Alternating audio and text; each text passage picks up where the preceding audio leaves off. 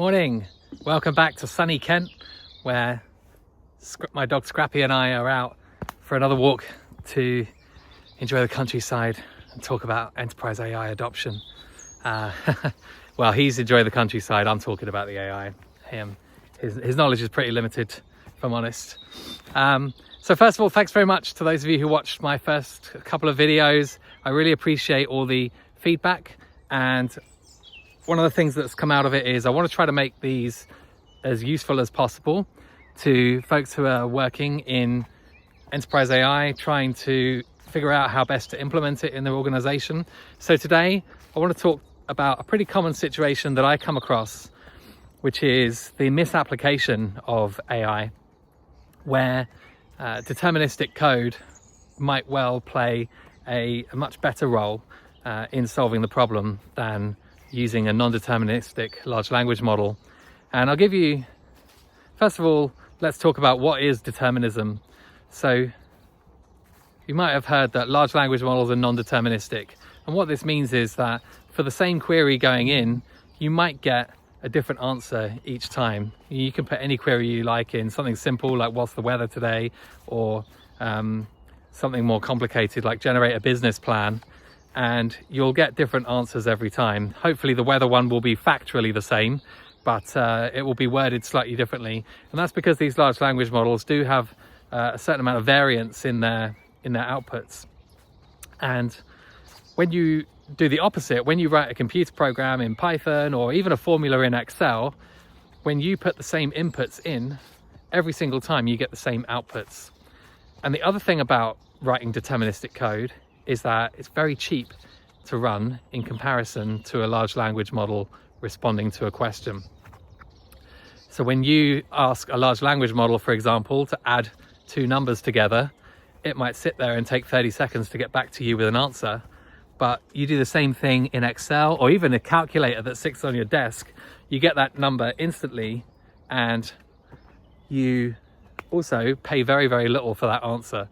Whereas if you start adding numbers together at scale using a large language model, that's gonna cost you a lot of money in comparison. So it's all really about choosing the right tool for the job. And it's not even on a use case by use case basis. Sometimes it's steps in that process where we need to be picking the right thing. And so I'll just give you a quick example of an agent that I built last week. I needed to automate the triage of some customer feedback that was coming in about one of our tools. And so I've got all of these issues being created in Jira, and I've got some free text comments in there from customers, and I need to process those, understand what are the patterns in the data, what are the things that we need to address, and how do I get back to those users. And so I started where anyone probably would, by reaching for an AI tool and having it connect to Jira and look at the tickets directly. So these are all the tickets that I want to look at, read each one, tell me what the patterns are, those sorts of things. And this was extremely expensive in both time and money. I sat there for a very long time waiting for it to process large numbers of tickets. And where I ended up with, I won't go through the whole process of all the iterations that I went through, but where I ended up with was using deterministic code to extract the data and get it into a format where it was easy for the large language model to work with. So I actually had to pull information from several different systems in order to get all the information that I needed.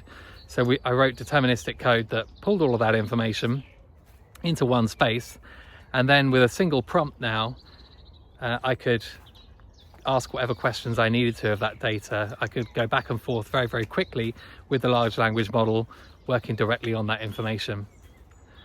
And so that ended up being a lot cheaper and a lot faster. So how can we look at that and turn it into some rules that we can use, or a map for when we're looking at a process and how we could automate it? So I would say the way you evaluate it is think about the inputs, the process, each individual step, and the output. And always default to non-deterministic code if you can, because it's going to be cheaper to run, it's going to be faster. And then use AI for the steps that are non-deterministic. So for example, think about the inputs. Are your inputs free text, or are they or is it numbers? If your inputs are you know, sort of business intelligence numbers, if it's, you know, adding up sales orders or incoming revenue or money that you owe or something like that, and that's probably more of a deterministic code kind of input. But you may want to combine that with some large language model processing. And the processing side of things is a little nuanced, because you've got the individual steps to think about. At each individual step, which one of them is deterministic, which one is non-deterministic and needs a large language model. But then you've also got the process overall. And this is where large language models are really bringing something quite new to the fold, because we can give them a bunch of tools and we can allow them to decide what order they want to use them in. So if you have a process that you need to automate, where you can't say in a linear fashion, step A, then step B, then step C, then step D, do this, then do this, then do this, if this, then do that. If that's really difficult to define, then maybe the actual orchestration of the process itself is non-deterministic, right? You instead give all the tools to the agent, just like you would to a human, and you say, look, this is the problem, go sort it out. You decide what order you want to you know, use things in.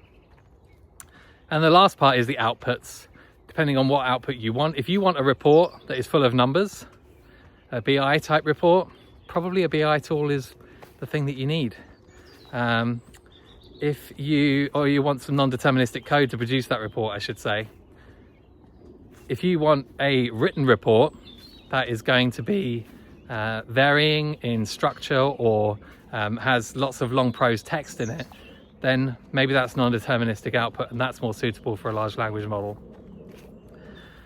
The last part, I'm probably making it sound right now like you will only use AI for very niche use cases, but that's not the case. There are a couple of broader aspects to this where it does make AI much more appropriate. And so first of all, it's about volume. So doing what I just described, going through that process of building an agent that will automate a process and making it optimal for speed and cost, is not a straightforward process. It's not something that you're going to do for workflows that you only run, you know, once a week, once a month. You're probably not going to do that. You're going to want to do something quick and not spend too much time building it, because you've got loads of other things that you could go and automate. You want to focus really on optimizing the things that are costing you a lot of money, the things that you're running over and over and over every single day, the things that are processing lots of volume of data. Those are the things where focusing on the cost impacts and the speed can really make a difference. And then the other aspect to this, which is where I want to leave this video, is the impact of AI on innovation. When you have AI tooling available that is connected to all of your data sources, and you can allow your employees to use that tooling to automate their own work, that allows you to build AI agents at scale. And yes, they may not be the most optimized ones that are using deterministic code in the right places and all that sort of stuff, but that is a small price to pay if you can get a large proportion of your workforce all using AI to automate their work, because their output is going to go up dramatically. So it depends really what you're going to do. I think personally, for enterprise strategy, your biggest, most well-defined workflows are probably going to be the ones where you want to focus some software engineering effort and work out how you can automate those with a mixture of deterministic code and non-deterministic large language models.